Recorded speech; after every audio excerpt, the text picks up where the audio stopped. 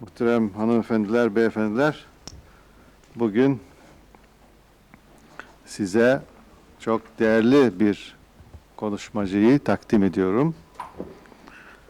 Ve gerçekten hepimizi meşgul eden bir konuda bir otorite olarak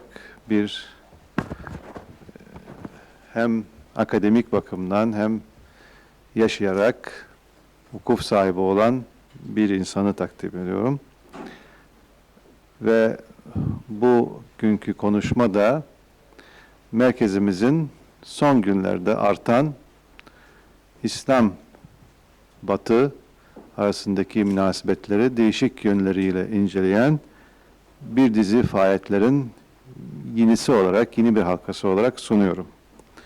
Konuşmacımız bugün Sayın Doktor Murat Wilfred Hoffman. Hepiniz eminim ki basından Doktor Murat Hoffman'ın son yıllarda basınımızda ve birçok medya kanalında ayrıca eserleriyle hepimizin hafızasında yer ettiğini biliyorsunuz. Kendisi son olarak yazmış olduğu İslam hakkındaki eserleriyle ülkesinin diplomatik servisindeyken, en yüksek derecedeyken İslamiyet'i kabul etmesiyle bütün İslam dünyasında tanınmış ve eserleriyle, fikri kontribüsyonuyla önemli yer kazanmıştır. Bazılarımız için kendisini ilk defa görüyoruz. Bazılarımız için ilk defa. Onun için ben müsaadenizle biraz daha detaylı bir biyografisini daha detaylı bir şekilde sunmak istiyorum. Kendileri 1931'de doğmuştur ve 1950-51 yıllar arasında Union College'da New York'ta sosyoloji ve Amerikan medeniyeti ve ekonomisi okumuştur. 51-54 yıllar arasında Münih Üniversitesi'nde hukuk fakültesinde tahsil etmiştir. Daha sonra değişik hukuk görevleri ve hukuk fakültesinde asistanlık yapmıştır. 57'de Münih Üniversitesi'nde hukuk doktorası elde etmiştir. 59'da avukatlık stajını yapmıştır. Ve 59-60 yıllar içerisinde Harvard Üniversitesi'nde hukuk fakültesinde master'ını yapmıştır. 61-63 yıllar arasında Bonn'da diplomatik school'da, mektepte tahsil görmüştür, enstitüde. 61-94 yıllar arasında, 1961-1994 yıllar arasında Federal Almanya'nın Dışişleri Bakanlığı'nda değişik vazifelerde bulunmuştur. Bunlar arasında Cezayir'de görev yapmıştır, Paris'te NATO'da, Brüksel'de NATO'da, Viyana'da, Belgrad'da ve son görevler arasında Federal Almanya Dışişleri Bakanlığı, NATO ve Savunma Dairesi direktörü olarak çalışmıştır. Ayrıca Brüksel'de 83-87 yıllar arasında NATO'nun İnformasyon Dairesi direktörlüğünü yapmıştır. 87-90 yıllar arasında Cezayir'de, 90-94 yıllar arasında da Fas'ta Alman Büyükelçisi olarak görev yapmıştır. Halen kendisi birçok akademik kuruluşta üyedir ve kendisiyle beraber bazı kuruluşlarda beraber bulunmanın mutluluğunu son yıllarda duymaya başladım şahsen. Kitaplar arasındaki eksik olmasınlar, bu kitaplarını bizim kütüphanemize lütfettiler, hediye ettiler. Bir Müslüman Alman'ın günlüğü, İslam alternatif olarak, İslam 2000 olarak. Bunların bir kısmı Almanca, İngilizce ve Arapça olarak, bazıları da herhalde Türkçe bulunmaktadır. Bazı bu büyük kitapların dışında küçük yazıları var. Yani hacimce küçük yazıları var. İslamiyet'te felsefi bir yaklaşım. İslam felsefesinin rolü üzerinde güzellik ve dans herhalde burada kastolunan semadır. Ve gelecek kitabı Mekke'ye yolculuk, İslam'ı nasıl yaşarız şeklinde 96 senesinde neşredilecektir. Dr. Hoffman bugün bize Batı zihniyeti ve İslam başlığı altında bir konuşma yapacaklardır. Hatırlayacaksınız birkaç ay önce yine Almanya'dan, Göttingen Üniversitesi'nden Dr. Bassam Tibi bu manada, bu konuda farklı bir açıdan bir konferans vermişlerdi. Bugün de eminim ki Dr. Hoffman'ın konuşması farklı bir açıdan yine bu konuyu zenginleştirecek ve kendisine, merkez adına, İrsik adına, şahsım adına bu davetimizi kabul ettikleri için ve bu konferansı burada vermeyi planladıkları için teşekkürlerimi sunmak istiyorum.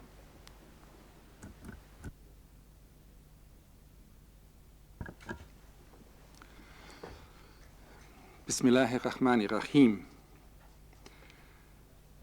To let me speak tonight here was your idea, Professor Ihsanoglu, and I hope that you will think it was a good idea when I have finished. Assalamu alaikum wa rahmatullahi wa barakatuh. Ladies and gentlemen, let me take you by way of introduction to the contemporary religious supermarket in Europe.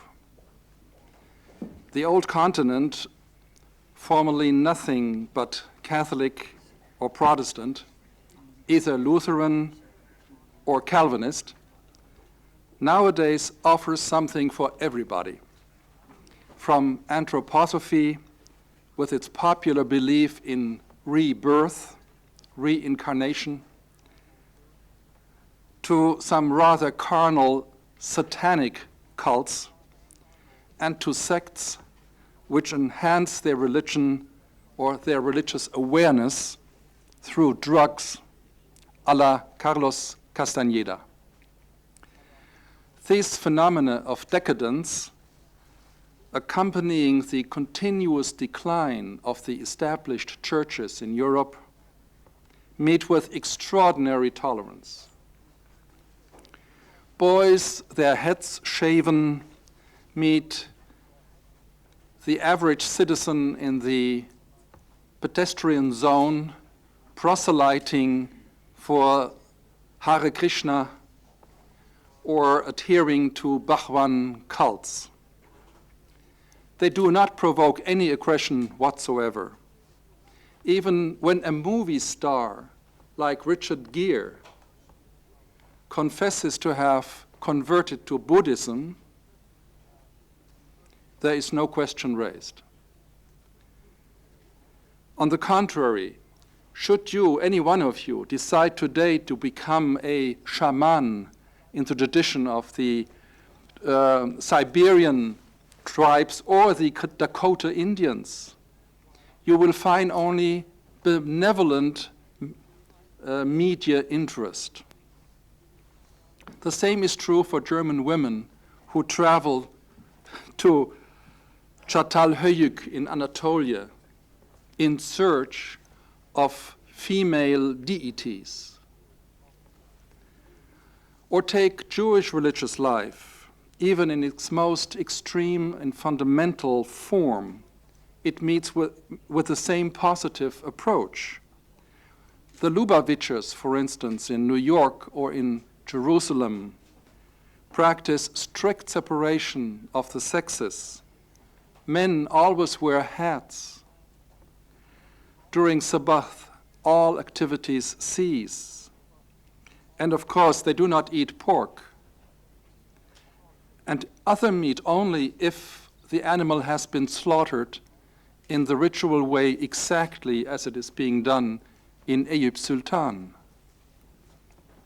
Never, ever, any Western media will question these Jewish practices as being perhaps unconstitutional or violating human rights or being obscurantist or fanatic. Of course not. Indeed, in religious terms, the Occident has become plainly pluralistic.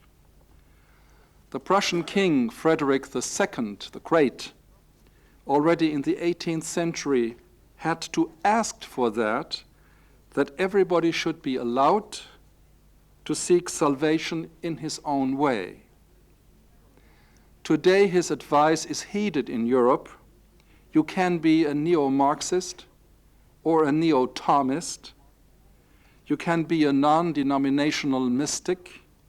You can be a believing astrologue, an agnostic, an atheist, and nobody will care.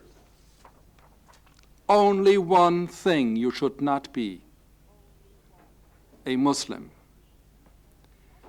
In that case, modern pluralism and tolerance disappears all of a sudden and vanishes.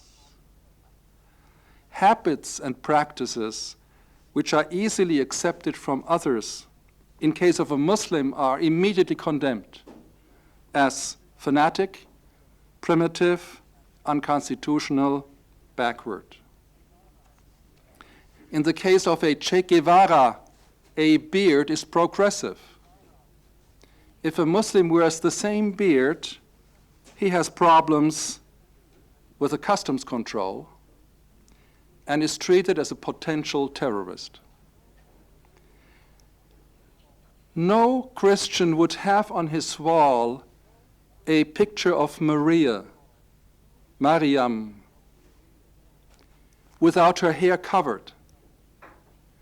But if a Muslim woman covers her hair, she is evicted from school in France.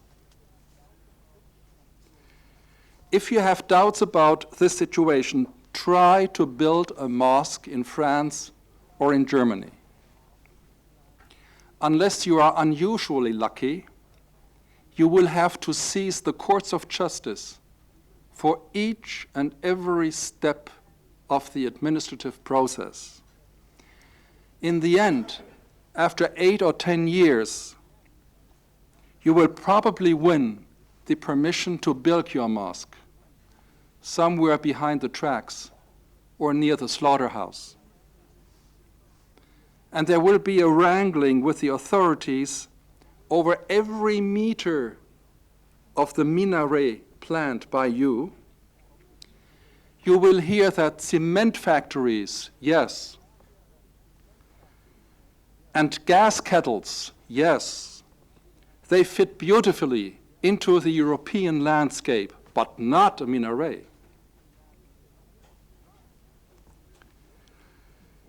And your permission to build a minaret does not include a permission to use it as a minaret, because the call for prayer might disturb the sleep of European people.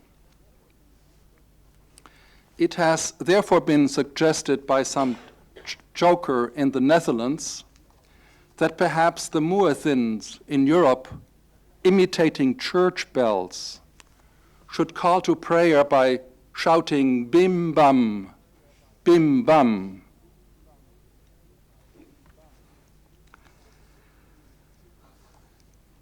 If a Muslim should seek permission to slaughter animals in the halal way, the way the Jewish people do it, in Germany, for instance, it will be refused to him with arguments which should have led to a refusal to our Jewish brothers and sisters.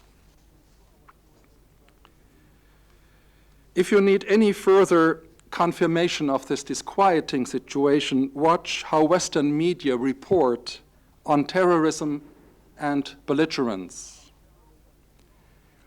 At their time, nobody thought to qualify Adolf Hitler a Catholic Christian, or to refer to Stalin as an Orthodox Christian. Nor was Franco ever qualified a Catholic fascist. Or Dr. Karadzic is never called a Greek Orthodox warmonger.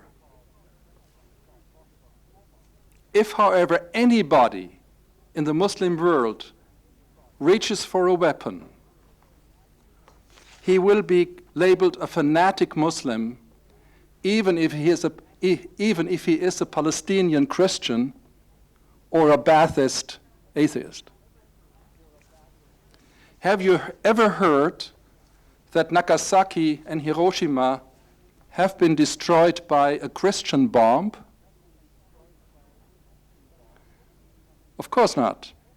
But when a Muslim country is suspected of producing a nuclear device,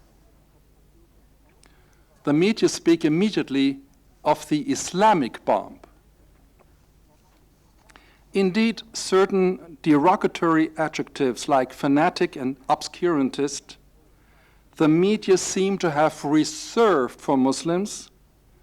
A Gaddafi, a Khomeini, a Saddam Hussein are fanatic. A Milosevic in Belgrade is not. Terrorist attacks in Northern Ireland or Spain are not committed by fanatic Protestants or fanatic Catholics, fanatic Basques or fanatic Catalonians. No. But whenever a Muslim uses force, even if it is legitimate, the media are likely to qualify him as a fanatic. According to these criteria and to Bassam Tipi's criteria, I am a fanatic as well, because I pray, I fast, I go on Hajj, and I spend fi sabilillah. These are the facts. The animosity I described is real. How about their causes? My hypothesis is that the described anti-Islamic symptoms result from an anti-Arabic and an anti-Turkish attitude, modern forms of anti-Semitism, as well as from some other deeply anchored roots, which I call bunker mentality and demonization, crusaders mentality and crusaders shock, and syndromes of insult and jealousy, including sexual jealousy. All these factors make up the Western mentality vis-à-vis Islam. To isolate them is not racist on my part. I'm not saying that anti-Islamic attitudes are running in the blood, but I am saying that several of these factors are indeed inherited in the sense that every one of us nilly-willy participates in the collective memory of his people. Bunker mentality and demonization. People in the Occident are still aware that Islam from the 7th century onwards expanded extremely rapidly to almost the entire world known at the time. That Christianity should not be the last and final religion, that there should be another major prophet after Jesus, luring Christians away by the millions, was not only incompatible with the Christian world view, the very idea was a monstrous provocation. In order to save one's face and one's faith, the Christian world invented the legend that Islam has spread and will always spread through fire and the sword. This conviction is very much alive today, even though the fire and sword theory has scientifically been disproven. the Christian populations of North Africa and of Byzantium, of course, had accepted Islam either because Islamic rule was more benign than, for instance, Byzantine rule, or because the Christology of Islam, the picture of Jesus in the Quran, corresponded to their own beliefs. They're still Aryan beliefs. The second strategy of defense by the Christian world was crude defamation, particularly of the Prophet of Islam, sallallahu alaihi wasallam, who became demonized as a devilish antichrist. Professor Annemarie Schimmel once wrote, "More than any other historical figure, Muhammad has aroused fear, hatred, and even contempt in the Christian world. Dante, in his Divine Comedy, only expressed what innumerable medieval Christians felt when he condemned Muhammad to the lowest pit of hell." Denigrating the Prophet of Islam continues to be acceptable and applauded, as demonstrated by Salman Rushdie. No one thought of invoking the existing anti-blasphemy laws against his book, and when Professor Schimmel dared to point out that Rushdie had hurt the sentiments of millions of Muslims, all hell broke loose against her in Germany, proving that even in 1995, it is still politically incorrect to show any sympathy for Islam, even for a professor of Islamology. In this respect, the positive biographies of Muhammad sallallahu alaihi wasallam, as by Emile Dermengem or Karen Armstrong, and especially by Muhammad Hussein Haikal, have not had much impact.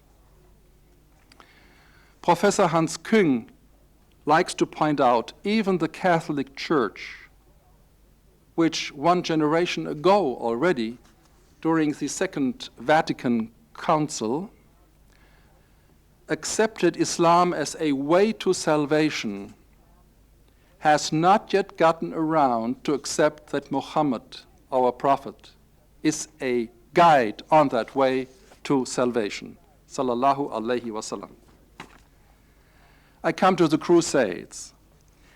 If you scratch a little the lacquer covering Europe's civilization, you will discover close to the surface unhealed scars and virulent motivations dating back to the Crusades. Indeed, the traumata caused by the Crusades are deeper in the West than in the Orient. The Orient has been more marked by the recent colonization than by the Crusades.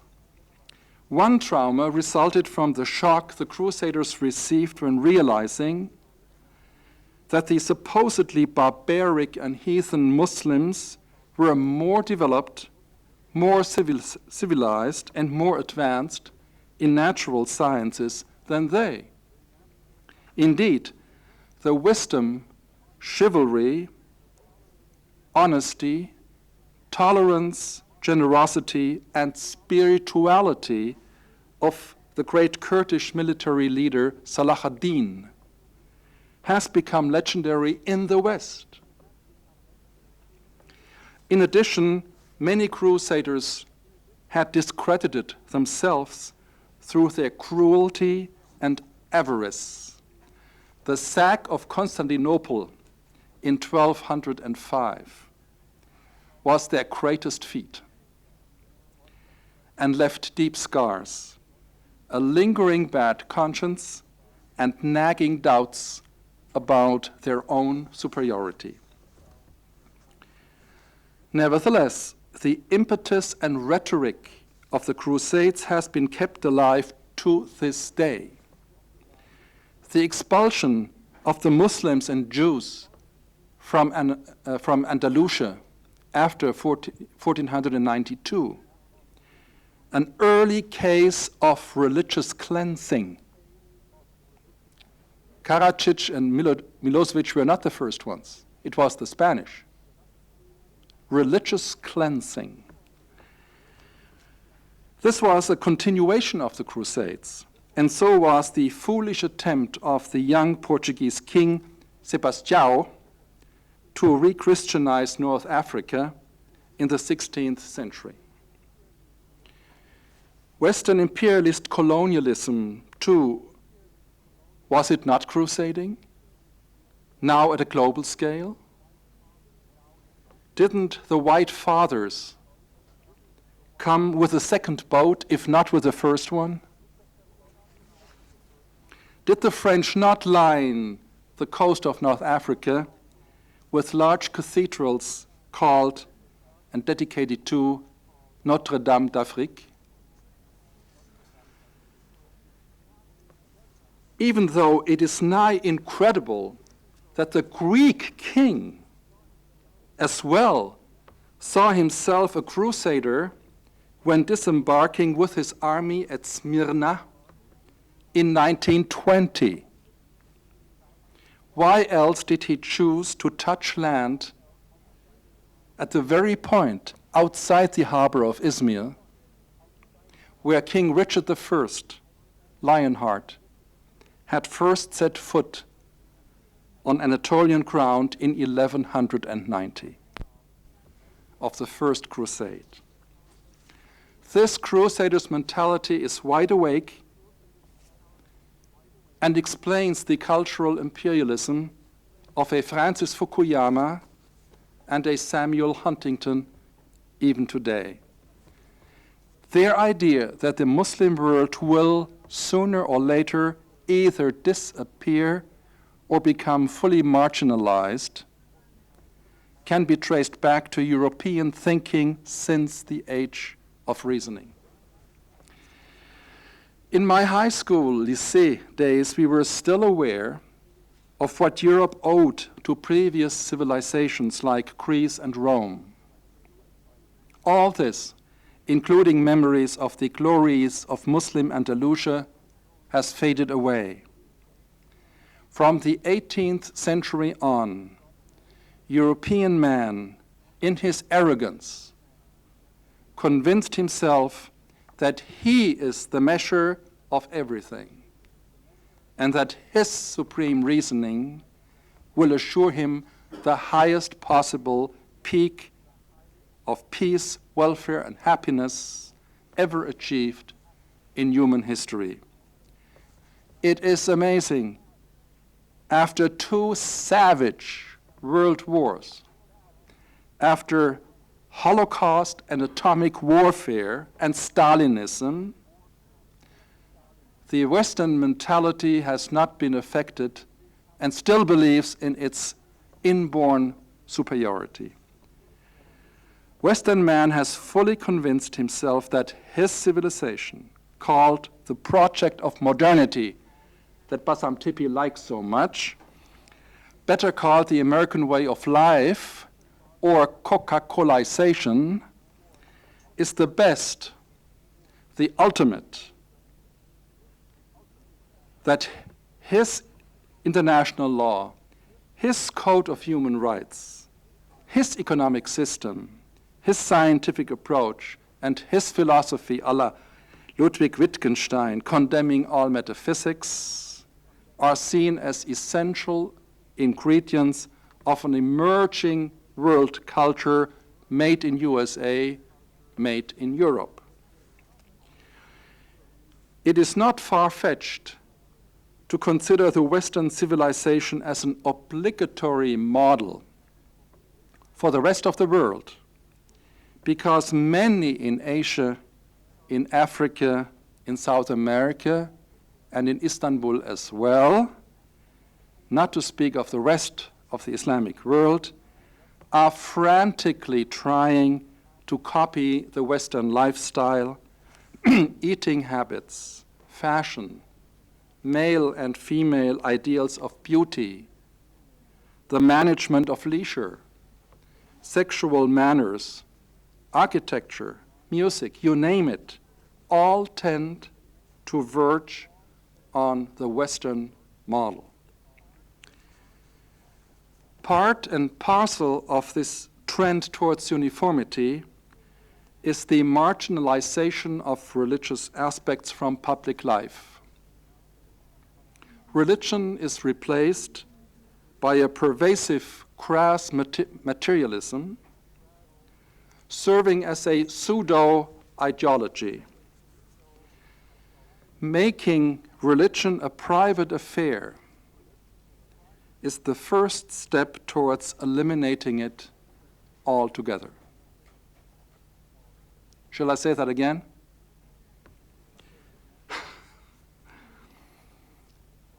Making religion a private affair is the first step towards eliminating it altogether.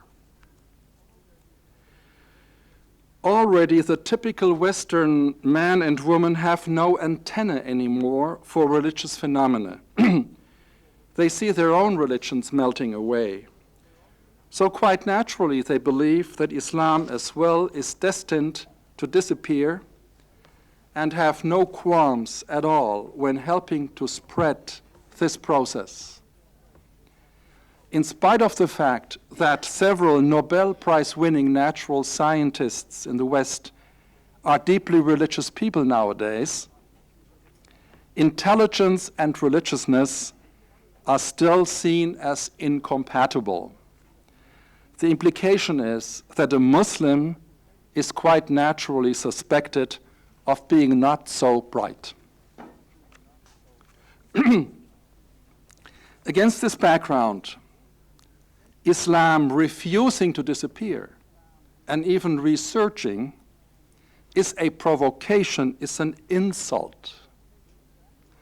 Imagine these backward Muslims reject many of the blessings of the Western civilization and go so far as presenting Islam as an alternative model, even for the 21st century. I'm hinting here at my own book, Islam, the Alternative. Worse, most Europeans who convert to Islam are academically trained, intellectuals and scientists. How can they turn their back onto their own culture? Worse yet, historical research into the bases of Christian dogma have led to extraordinary developments within both the Catholic and Protestant church establishment.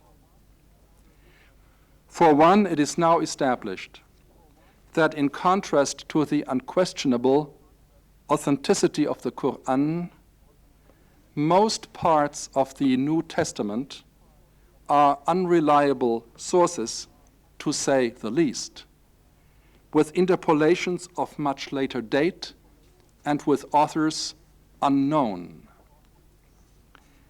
More important, many Christian professors of theology now admit that it had been a mistake in 325 during the first ecumenical council of Nicaea, Izmit, to define Jesus as God, consubstantial with the Father.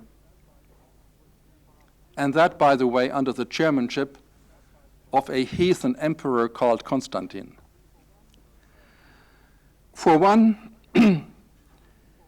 quite a few Christian churchmen and their followers, after a delay of 1600 years, now believe about Jesus more or less what Muslims believe about Jesus, or even less.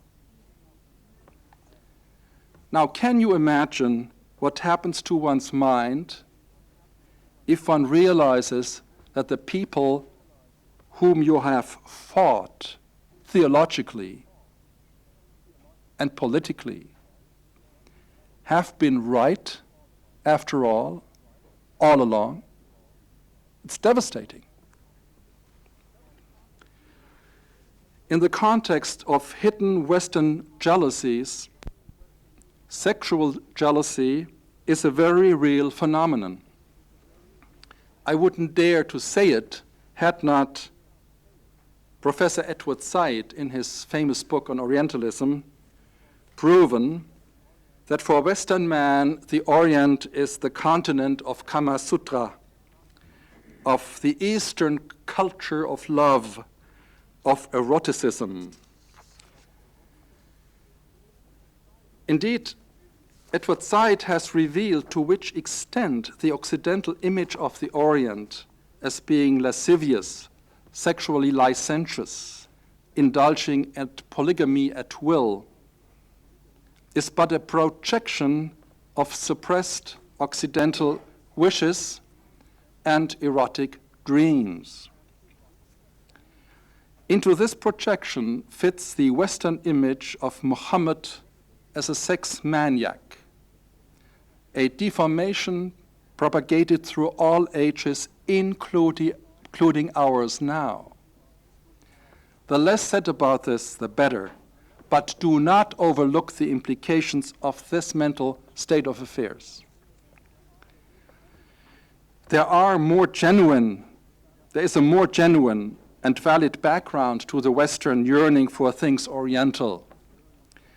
The saying, ex oriente lux, the light comes from the East, title of Sezen Aksu's last cassette, Işığında dan yükselir, reflects that all major religions were born in the East, from Hinduism and Buddhism via Mazdaism and Zoroastrism, to the three monotheistic world religions.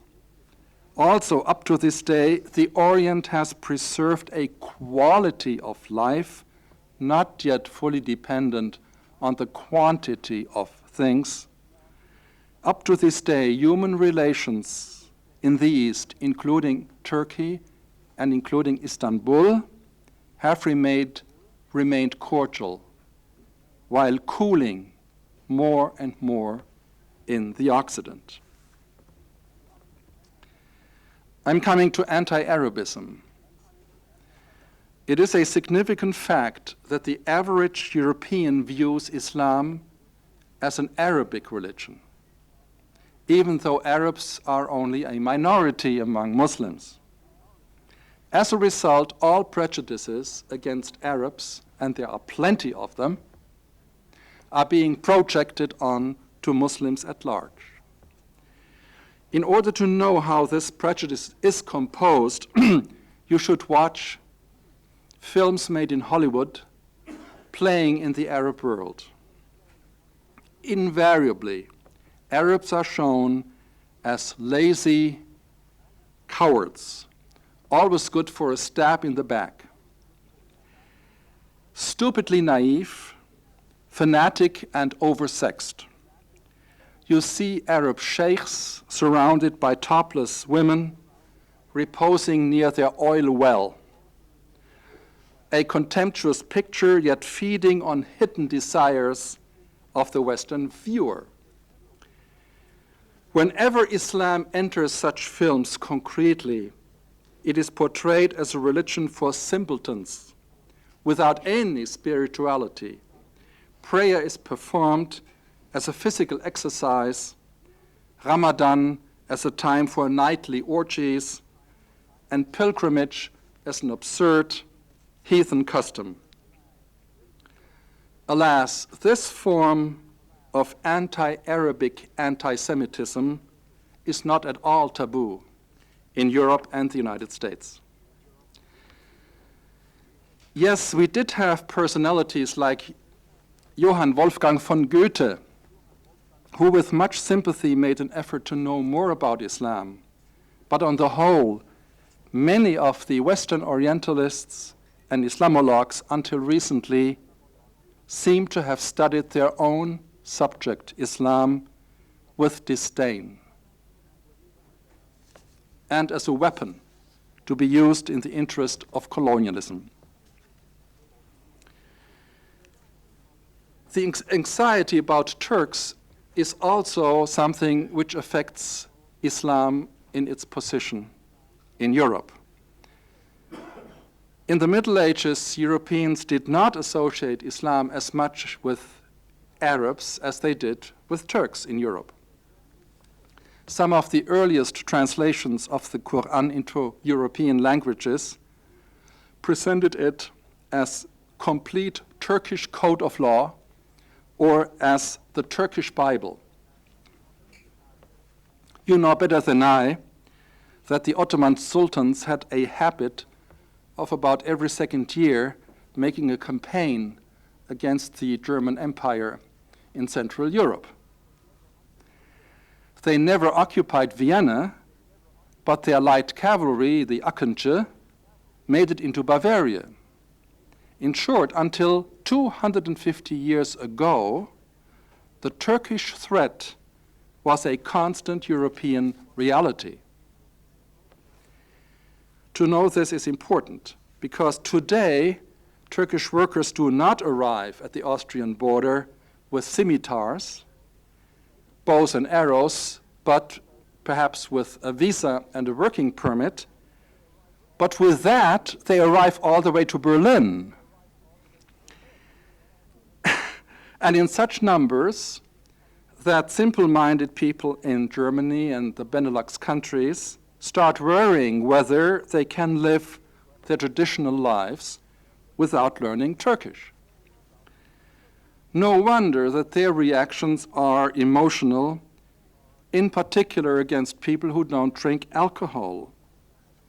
Because in a country where alcohol is so prominent, people who do not drink are somehow a reproach and fanatics, isn't it? The problem posed by sizable minorities in Europe became more acute when they represented the most misunderstood religion of all, Islam. When saying represent, I do not imply that Turkish workers are normally capable of truly portraying or explaining Islam to their Dutch or Belgian neighbors. On the contrary, for many Turkish workers, Islam becomes important only once they are there, as part of their identity and as a proud response to discrimination. The result is more segregation and more confrontation in Europe, and not less.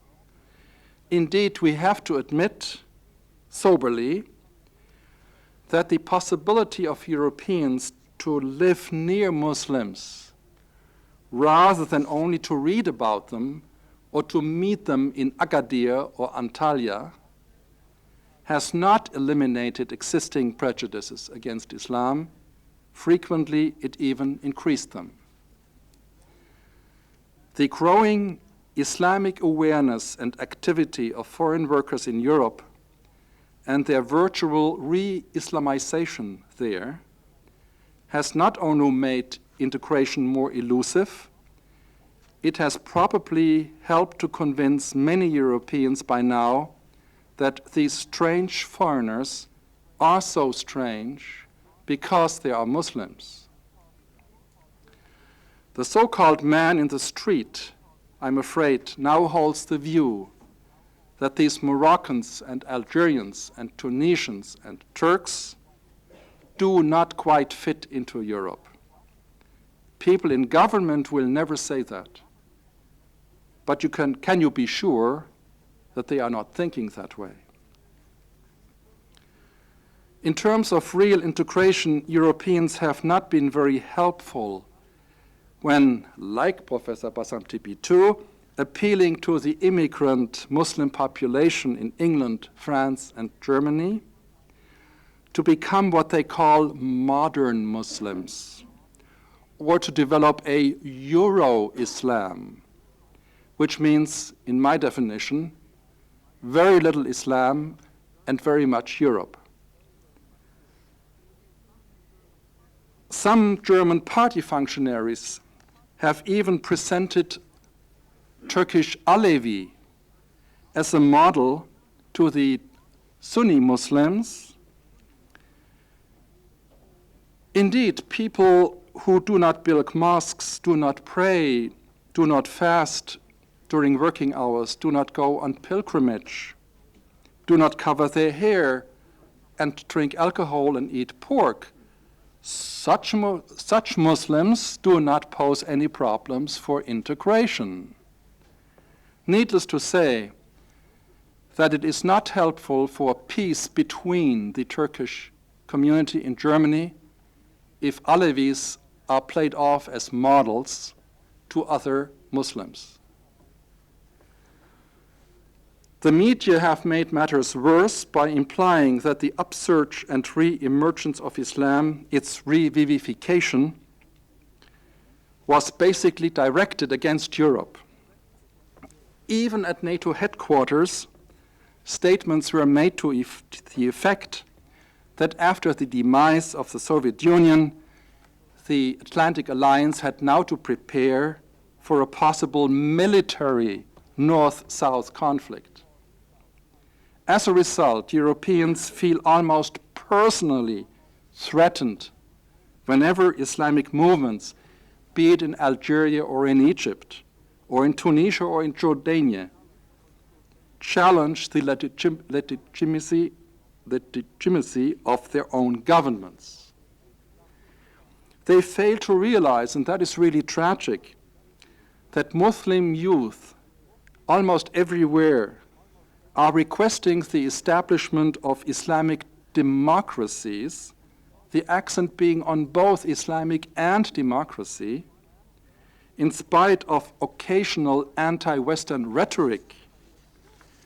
These movements are only concerned with reforms in their own countries, rather than preparing an asylum. Indeed, these Muslim youth are calling in North Africa and elsewhere for the realization of what they have learned in Europe.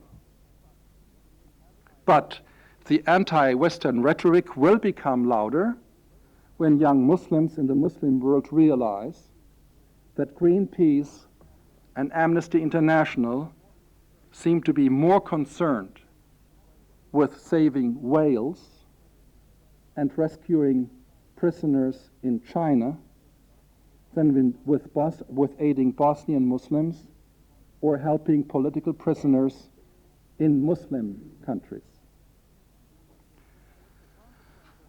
The consequences of what I have said of this European mentality for the Muslim world are far-reaching and very, very serious.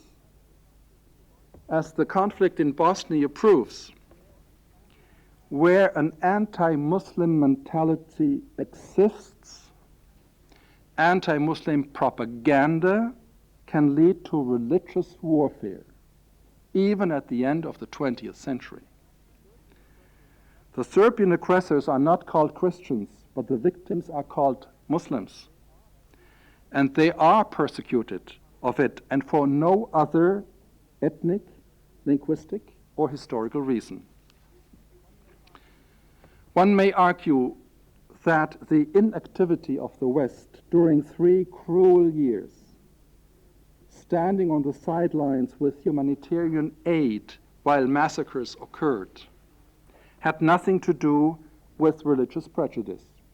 Indeed, normal egotism and normal moral decadence might sufficiently explain the Western refusal to make significant sacrifices. In fact, the West behaved towards Bosnia very much as it had done in 1453 during the siege of Constantinople by Sultan Mehmed II, who was not yet Fatih at the time.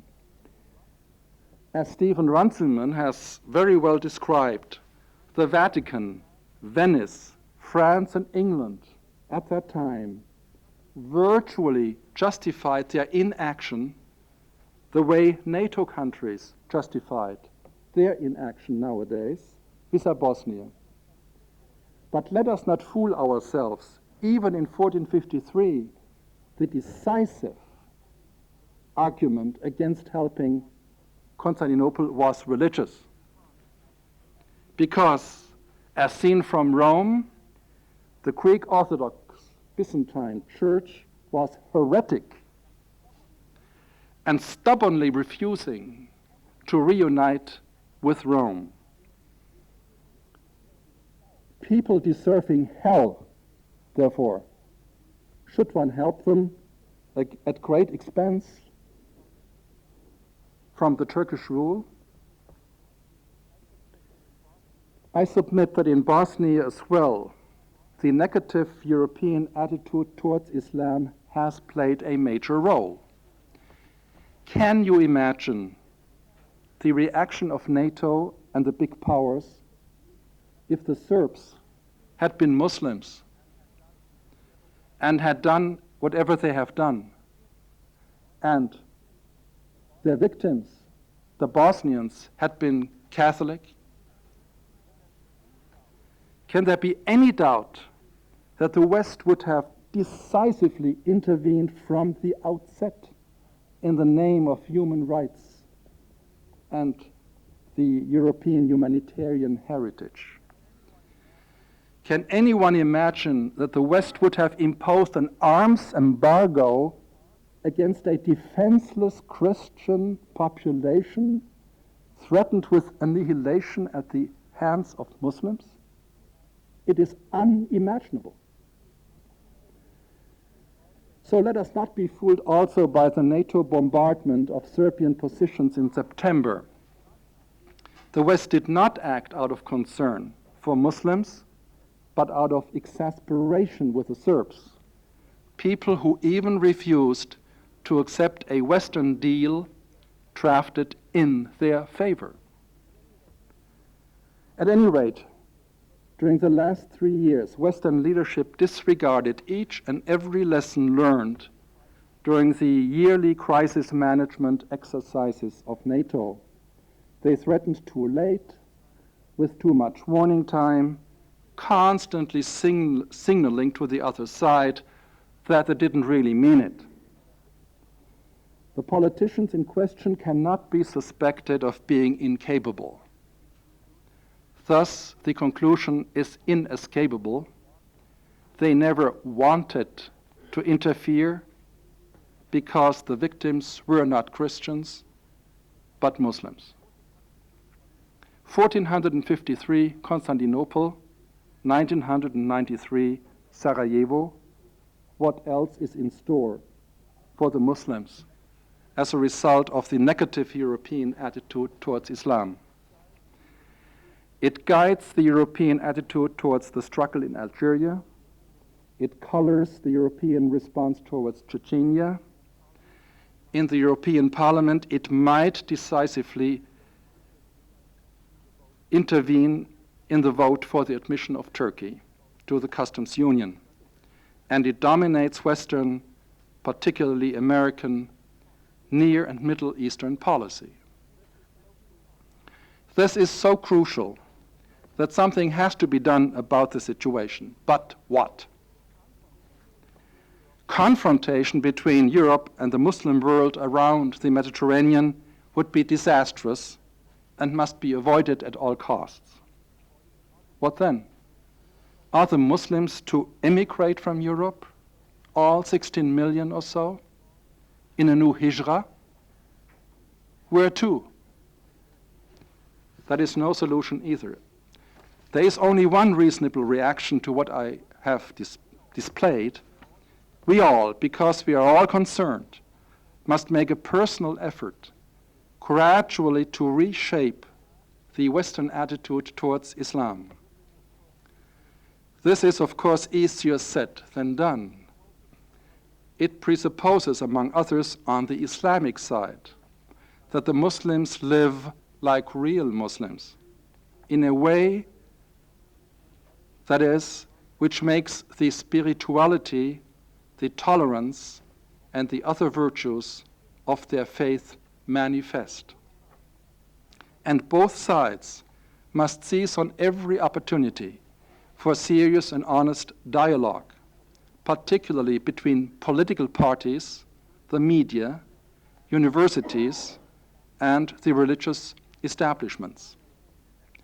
The final aim of this dialogue should, however, be more than just tolerance. As Johann Wolfgang von Goethe put it, tolerance should only be a transitional attitude leading to acceptance. Merely enduring is a way of insulting. In Germany, he said, Toleranz sollte eigentlich nur eine vorübergehende Gesinnung sein. Sie muss zur Anerkennung führen. Dulden heißt beleidigen. And because it's so beautiful, not because it's Goethe, I read it again. In English, tolerance should only be a transitional attitude leading to acceptance. Merely enduring is a way of insulting. Thank you very much. Bu fevkalade açık ve cesur konuşması için ayrıca birçok meseleye gayet şumurlu bir şekilde bakan ve insanın dikkatini çeken, ayrıca sonunda bu önemli konuya ne gibi ufukların bulunması gerektiğine işaret eden temenni kısımlarına bilhassa katılmak istediğimi söylemek istiyorum. Ve bu hususta eminim bazı kıymetli misafirlerimizin Doktor Hoffman'a sormak istedikleri bazı sorular veyahut teklifleri olabilir.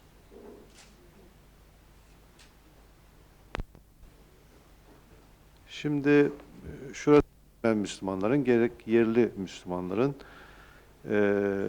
diğer dinlerle beraber bir barış ve ahenk içerisinde yaşaması gerekmektedir. Bugün Avrupa bir Hristiyan kıta değil.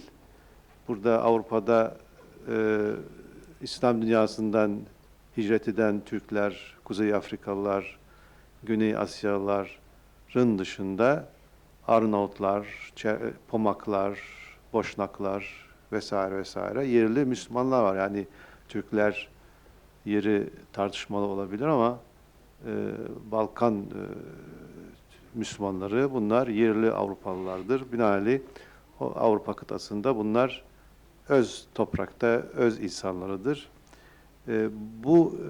Bugün bağımsızlıklarına kavuşan, kendi şahsiyetlerini ve kendi milli hüviyetlerini ortaya koyan bu Müslümanların Avrupa'da varlıkları şunu gösteriyor. Avrupa artık bir Hristiyan kıtası değildir.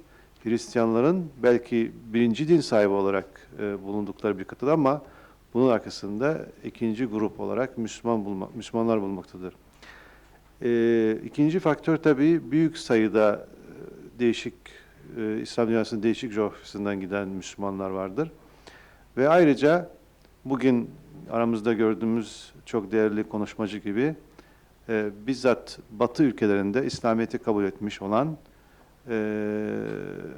kitleler var. Bugün Fransa'da milyonlarca göçmenin yanında 100.000 kadar Fransızın İslamiyet'i kabul ettiği hakkında bir takım rakamlar vardır.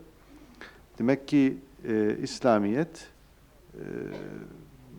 bazı Avrupalı insanların da inanmak istediği bir din olarak görünüyor. O bakımdan bu İslamiyet'in karşısındaki yanlış imajın düzeltmesi için Avrupa'nın da kendisine göre çok kuvvetli gerçekleri vardır. Gerekçeleri vardır. İşte bu anlayışı, yani İslam dünyasıyla Batı dünyasını bir konfrontasyona, bir karşı karşıya gelme, çatışmaya sokmadan karşılıklı anlayışları geliştirmek ve İslam'ın Batı'ya bir tehlike teşkil etmediğini anlatmak, İslam'ın hedefinin öbür dinlerle beraber bir coexistence içerisinde, bir harmoni içerisinde beraber yaşama arzusunda olduğunu ifade etmek gerekir. Ve bu konuda katıldığım son iki önemli toplantıya işaret etmek istiyorum. Mayıs ayında İsveç hükümetinin tertip ettiği büyük bir kongreydi. Bu meseleler orada konuşulmuştur. Ve görüyoruz ki batılı aydınlar arasında da bu yolda bir takım görüşler vardır. Onlar da böyle bir konfrontasyondan, bir karşı karşıya gelmeden çekinmektedirler. 10 gün önce, yani geçen pazardan önceki pazar günü Frankfurt'ta çok önemli bir toplantı vardı. Doktor Hoffman'ın konuşmasında işaret ettiği Profesör Anne-Marie Schimmel'in hepimizin tanıdığı ve sevdiği, saydığı Profesör Anne-Marie Schimmel'e Almanya'nın en büyük ödülü verilmiştir. Ve bu ödül ona barışa katkısından dolayı verilmiştir. Bu ödülü de Cumhurbaşkanı, Alman Federal Cumhurbaşkanı Sayın Herzog tarafından verilmiştir. Ve bu da Anne-Marie Schimmel'in İslam kültürü hakkında yazmış olduğu sayısız eserlerle Alman toplumunu ve kamuoyunu İslam hakkında doğru bir şekilde informe ettiği için ve barışa katkıda bulunduğu için verilmiştir. O toplantıya İslam ülkelerinden giden 4 kişiden birisiydim. Profesör Schimmel'i yalnız bırakmamak için. Çünkü biraz önce Dr. Hoffman'ın söylediği gibi maalesef İslamiyet'i yanlış anlayanlar ve onu yanlış bir şekilde sunanların kendisine çok acımasız bir saldırısı vardı. Ve biz de bu 4 kişi olarak onu yalnız bırakmamak için, yanında bulunmak için ve İslam dünyasının sempatisini ifade etmek için gitmiş bulunuyoruz. Orada gördük ki gerek ödül heyeti, gerek Frankfurt Belediye Başkanı bayan, gerek Sayın Cumhurbaşkanı Herzog yaptıkları konuşmalarda bu hususlara işaret ettiler. Yani dinler arasındaki barışı, coexistence, bir arada yaşamak, harmoni içerisinde yaşamak ve karşılıklı saygıda bulunmak ve tek taraflı düşünmemek ve bu stereotip denilen yanlış imajlardan kurtulma hususunda önemli fikirler ifade ettiler. Bunları duymuş olmaktan çok memnun olduğumu ifade etmek istiyorum.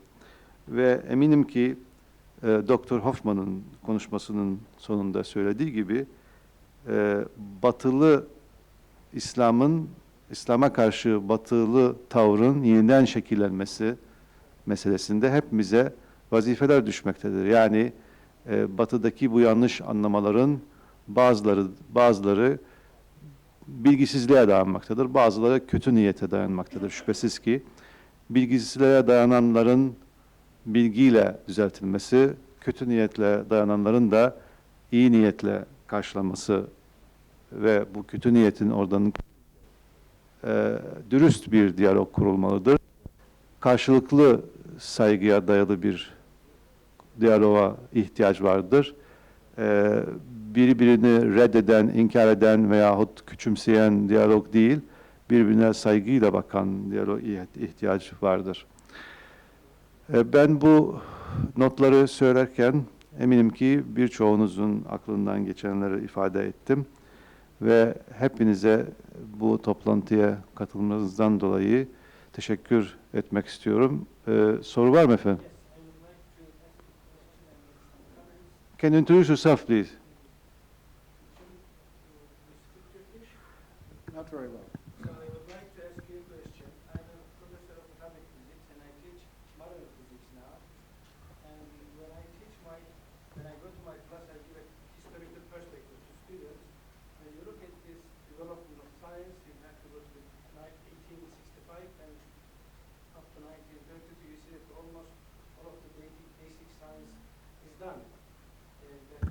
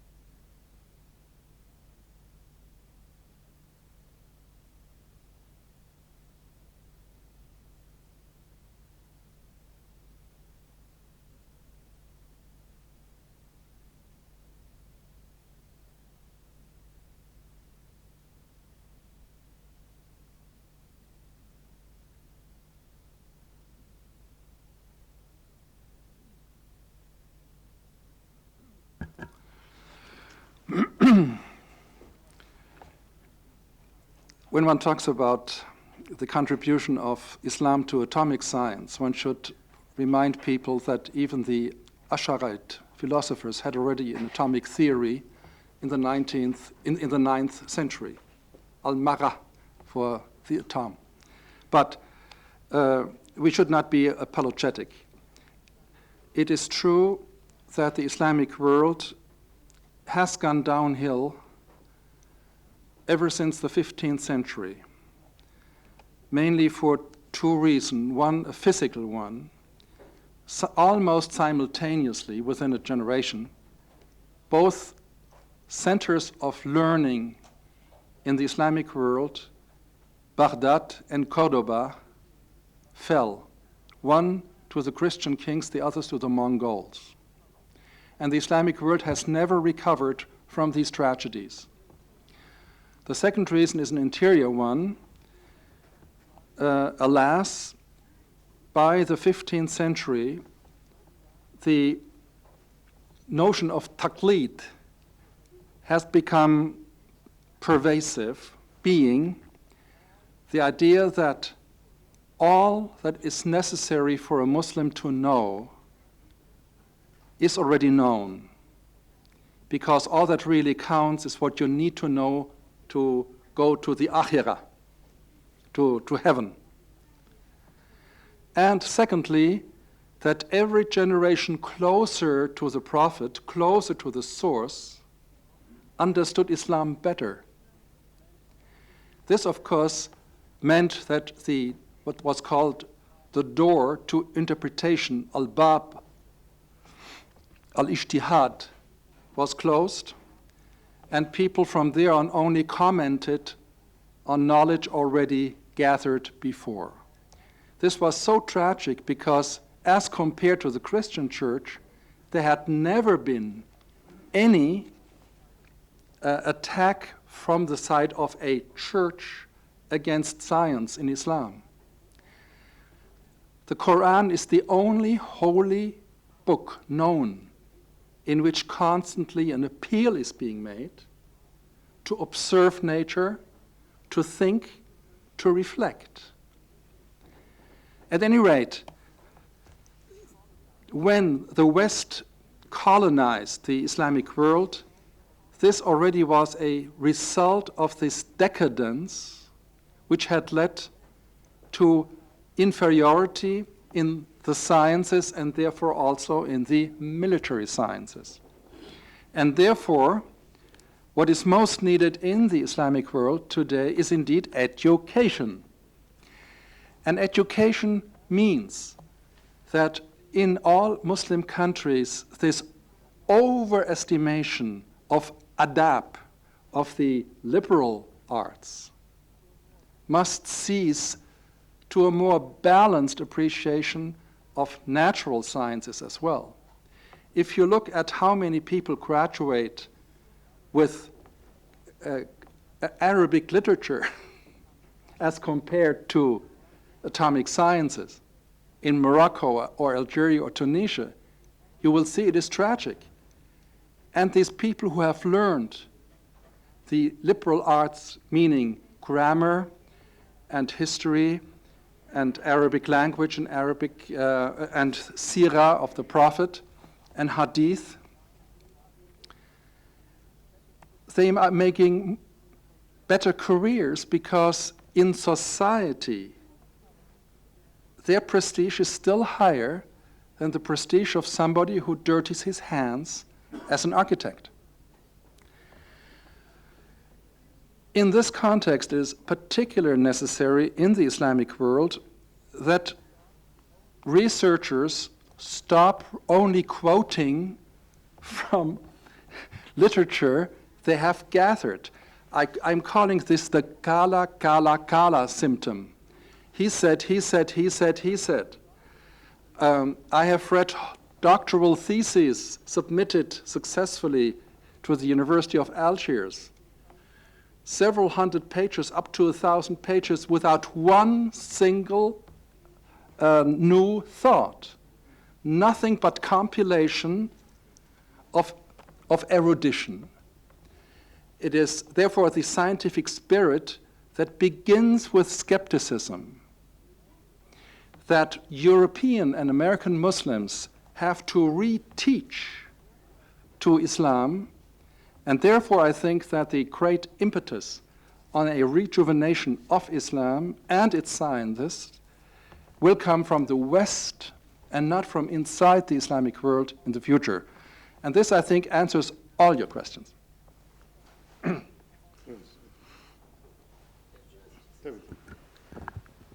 Sayın Büyükelçi'ye öncelikle bu güzel tespitlerinden ve değerlendirmelerinden dolayı teşekkür ediyorum. Hakikaten katılmamak mümkün değil.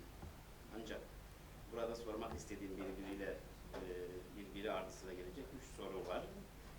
Bunlardan birincisi Batı efkar umumiyesinin şuur altında şanson de Jose'lerden beri, şanson de Roland'dan beri ortaya çıkan bir İslam imajı var. Ki nispeten buna çok kısa olarak temas etti bu imaja. Ancak bu imajda çok yanlış olarak Müslümanların çok tanrıcı oldukları, putperest oldukları ve yüzlerce tanrıları bulunduğu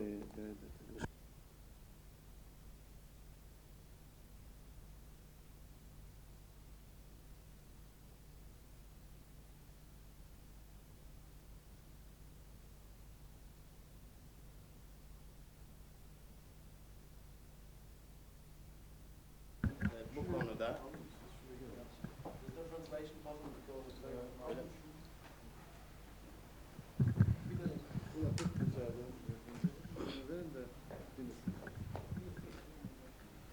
biraz uzayacak ama şöyle zamandır.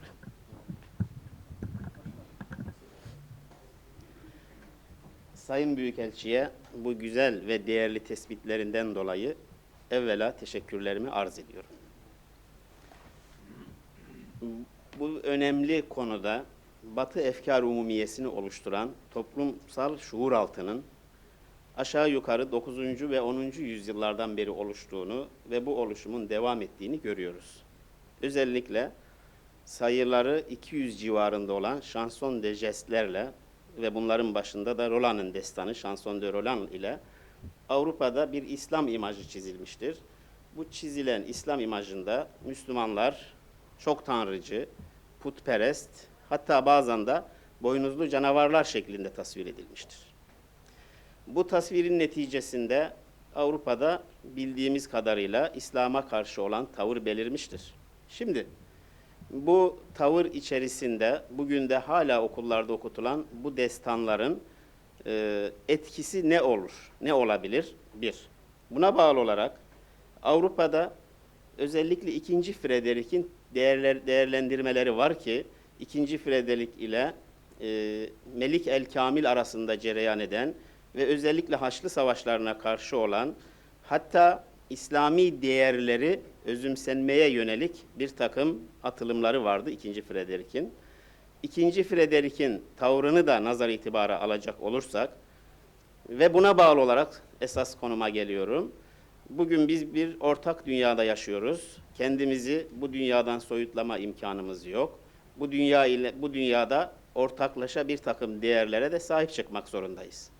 Bu bağlam içerisinde Avrupa efkar umumiyesindeki bu etkiyi silebilmemizin yolları neler olabilir? Veya mümkün müdür, değil midir? Teşekkür ediyorum.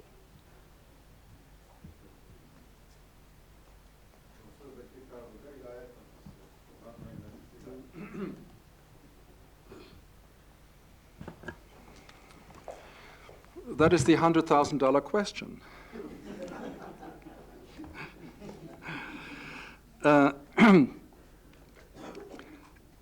I'm glad you mentioned Frederick II.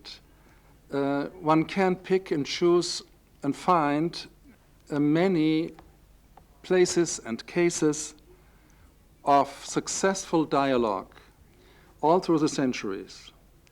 This includes Francis of Assisi as well, to give an example. But we are talking about the man in the street. And the man in the street, also as you said, is hardly aware that Islam is a religion at all. He thinks it's an ideological, it's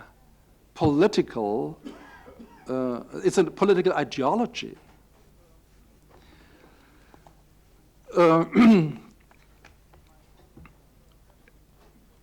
My own assessment of what will happen to Islam in Germany is, even if we convince the last German that there is no Trinity, that there is only one God, and that Maria has never borne a God, but a man who was a great prophet, Jesus. Even if we should have convinced the last German of that, he will still refuse to become a Muslim in order to safeguard his beer and his pork. It is at that level that the cultural conflict is happening, and we too must therefore distinguish between Islam as a religion from Islam as a civilization. As a religion, we can get it across more easily than Islam as a civilization.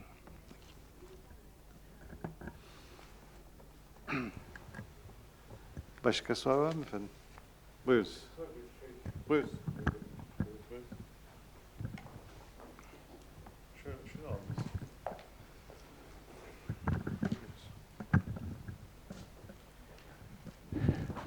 Ben de Sayın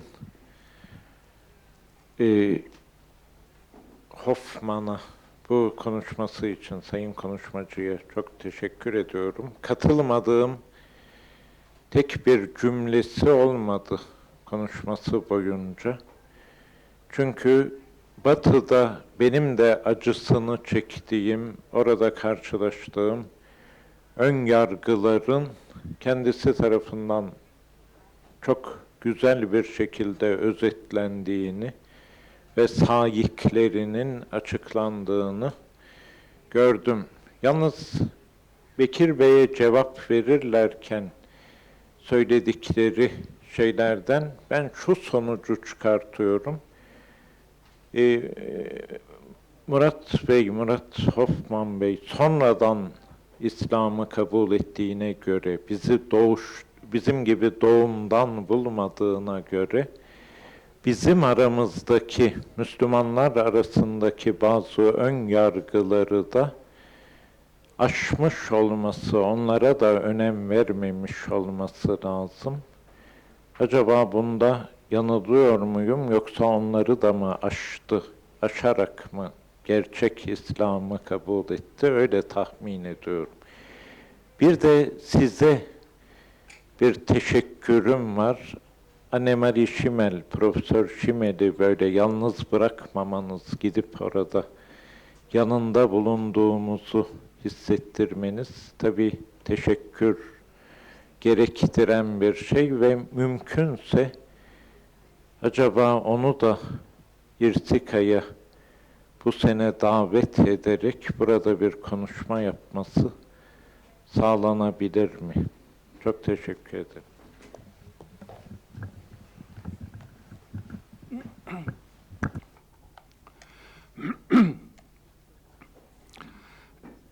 It is difficult for me to say whether I have overcome all prejudices against Islam as a former non-Muslim.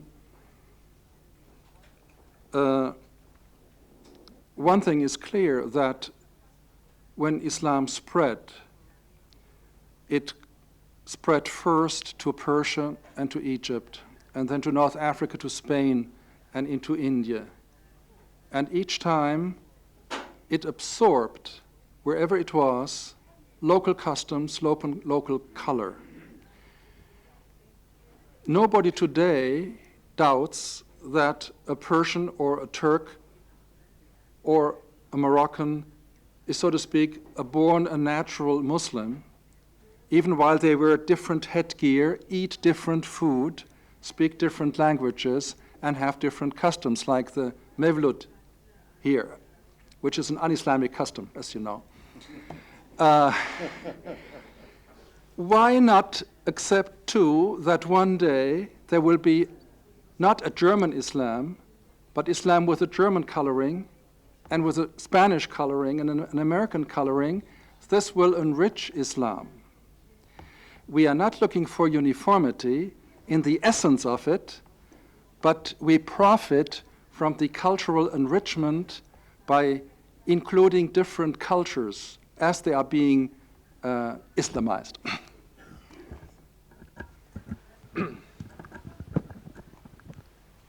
Buyurun efendim. From the idealism point of view,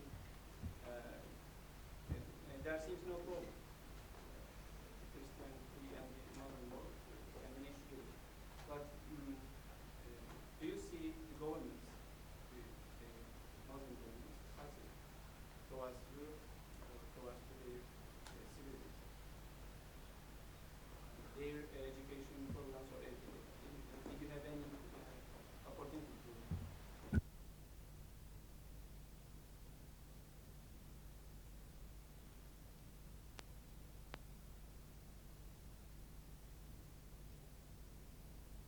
Are they successful to make such a contact? I do not want to comment on Turkey because I don't want to imperil my ikamet.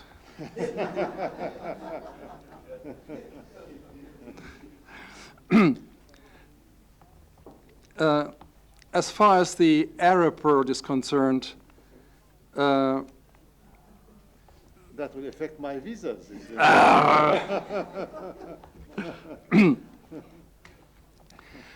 the dialogue could be improved. There is, as you know, a European Arab dialogue.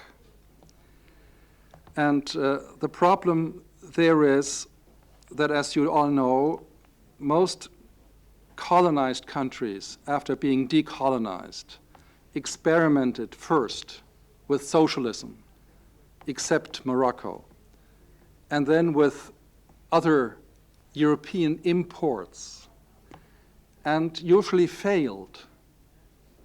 So that Islam is now demanded by their populations as an alternative to the failures they have had. The implication is that everything else failed, Islam will succeed, which is not logical, but this is the psychological situation there. Basically, it is a struggle for power. the Islamist and Islamic movements in these countries want the power. And they use Islam to legitimize their aspirations, just as the freedom movements in Poland and in East Germany, of course, used the Christian ethics and rhetoric and scriptures to justify and to motivate their efforts to gain power. In this context, most of these governments have lost out the ideological warfare because they failed sufficiently to argue the Islamic way. Only some succeeded in taking away the subject or dividing the subject so that it looks now Islamic movements against un-Islamic governments. In this political struggle, violence is being used from either side. And in some cases, like in Algeria, the escalation is terrible from either side. Now, seen from Europe, because the opposition to the established governments, to the status quo, is being legitimized by these movements with Islamic slogans. Europeans think that Islam is like that Islam is militant, is political in that sense, is violent. And this has spoiled very much the dialogue between Europe and the Islamic world. There is so much misunderstanding as a result of the political conflict in the area. I want to say a few words. I'm Bosnian. The sad story is that the media war has already been lost by the Muslim side. Take, for instance, Arafat. When a man who hasn't shaved for 3 days, he can have a beard, yes, or he should shave, but if he hasn't shaved for 3 days, with a gun at his belt, appears on television in America as an Islamic leader, that is worth billions of dollars in anti-propaganda. Now, the Saudis are trying, from London, among others, to spread Islamic television and Islamic radio to Europe. There is a bit as it was, an economist will understand that easily, that whenever there is bad money, the bad money pushes the good money out of the market. Bad television programs push good television programs off the market. The sensationalism, which is necessary in private television, guarantees that the good news is very difficult to spread.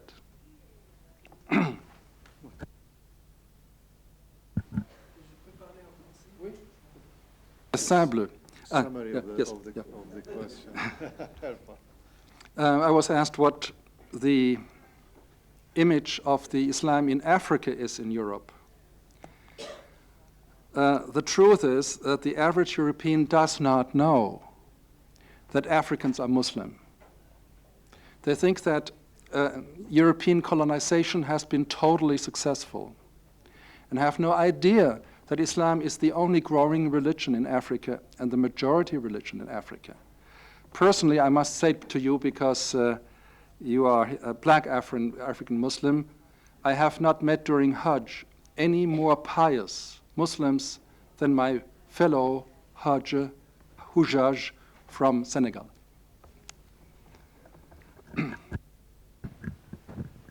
Evet, ben eminim ki birçok daha soru var ama vakit bir hayli ilerliyor. Onun için misafirlerimizin vaktini de düşünerek Sayın Hoffman'ın da fazla ayırmamak arzusuyla ben burada son bir iki söz söylemek istiyorum. ve Profesör Hatemi'nin bir konuya işaretine değinmek istiyorum. Kendisi Profesör Anne-Marie Schimel'i davet etmemizi istiyorlar. Filvaki biz Profesör Schimel'le uzun yıllar devam eden dostluğumuz ve işbirliğimiz var. İrsika'nın 10. yılında İrsika'nın ihdas ettiği bir ödül vardı ve bu ödül belirli bilim dallarında, İslam kültürüne hizmet dallarında, ilmi bakımdan, scholarship bakımından en üst 5 kişiye verilmiştir. Bunların başında Profesör Anne-Marie Schimmel olmuştur. Ve bu sene 15. yılda kutlamalarında da bu 5 ödül tekrar yeni adaylara verilecektir. Bunun üzerine çalışan bir komite vardır. Fakat temenni ederiz ki yakında tekrar ben tekrar kendisini davet ettim. Kendisi her zaman Türkiye'ye gelmekten büyük haz duyduğunu söylüyor. Ve o konuşmasında da konuşmasının mühim bir kısmını Türkiye'deki şeylerine, bağlantılarına ve buradaki günlerine işaret etmiştir. Muhterem hanımefendiler, beyefendiler, hepinize bu akşamki davetimize icabet ettiğiniz için teşekkür etmek istiyorum ve hepinizin adına da İrsika adına ve şahsım adına Doktor Murat Hoffman'a bu fevkalade açık, net, sarih ve cesur konuşmasından dolayı teşekkürlerimi sunmak istiyorum. Kendisinin konuşmasının sonunda söylediği güzel temennilere de tekrar katıldığımı beyan etmek istiyorum. Ve ümit ediyorum ki önümüzdeki yıllar İslam dünyasıyla Batı dünyası arasında daha iyi günlere sahip olacaktır. Karşılıklı anlayış, karşılıklı saygı ve karşılıklı birbirine yani ilgilenmek, daha doğru bir şekilde ilgilenmek, daha doğru bir şekilde ilgilenmek. Çünkü bunun alternatifi hiç kimseye huzur vermeyecektir, herkese huzursuz edecektir. Onun için eğer biz huzur peşindeysek, eğer biz refah peşindeysek, eğer biz sulh ve sükun peşindeysek eminim ki diyalogdan yana olmalıyız ve ahenkli bir işbirliğinin, münasebetin kurulmasından yana olmalıyız. Tekrar Doktor Hoffman'a hepiniz adına, şahsım ve İrsik adına teşekkürlerimi sunmak istiyorum. İyi akşamlar diler ve sizi çaya davet ediyorum. Buyurun efendim.